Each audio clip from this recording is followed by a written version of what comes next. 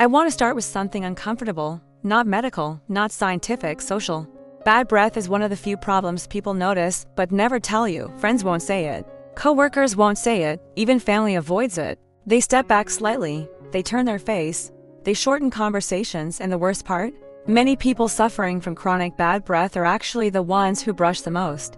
Toothpaste, mouthwash, gum, mints. So let me ask you honestly, if hygiene was a solution, why are the cleanest people still struggling? Today we're going deeper than tips. We're going to understand the mechanism. Because once you understand the mechanism, you stop guessing. Most people discover the problem indirectly, a reaction, a gesture, a moment. Someone offers gum repeatedly. People keep distance when you talk. You avoid speaking close to others, so you brush harder, you switch toothpaste brands. You buy stronger mouthwash, you scrape your tongue. Temporary improvement. Then it returns, morning after morning, conversation after conversation.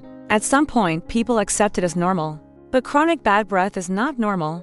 It is biological, and biology always follows rules. Imagine two people. Both brush twice a day. Person A, no odor. Person B, chronic odor. Same hygiene. Different result. So what's different? Not discipline, not care. The environment inside the mouth. Your mouth is not just teeth.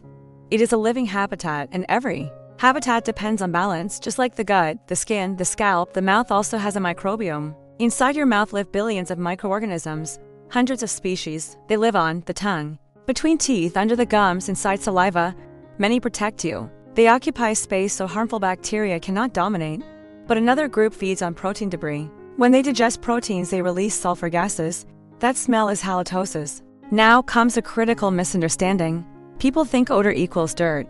But odor equals metabolic activity, bacteria processing nutrients. And balance determines which group dominates. Here's where routine unintentionally worsens the problem. Most oral products are designed to disinfect, kill bacteria, feel fresh. But nature doesn't like empty space. After you wipe out the ecosystem, who returns first? The fastest colonizers. And odor-producing bacteria multiply faster.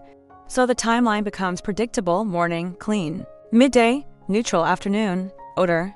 Night, strong odor. Then repeat. This is why many people say, my breath gets worse as the day goes on. Not coincidence, ecology.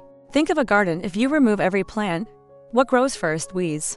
Not because the soil is dirty, because the system is empty. Your mouth behaves the same way. Sterilization is temporary, balance is stable. For decades, dentistry focused on removal. Remove plaque, remove bacteria, remove odor.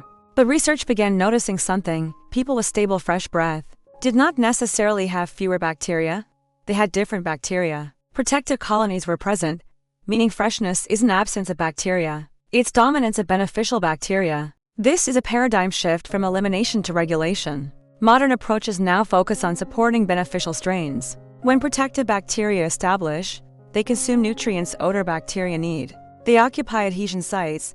They stabilize oral pH. Result: less sulfur gas production, less gum irritation, longer lasting freshness. Instead of fighting daily, the environment becomes self-regulated. That's why recently you may hear more about oral microbiome support strategies. Not stronger antiseptics, but rebalancing approaches. Because treating symptoms repeatedly never ends a cycle, understanding the system does.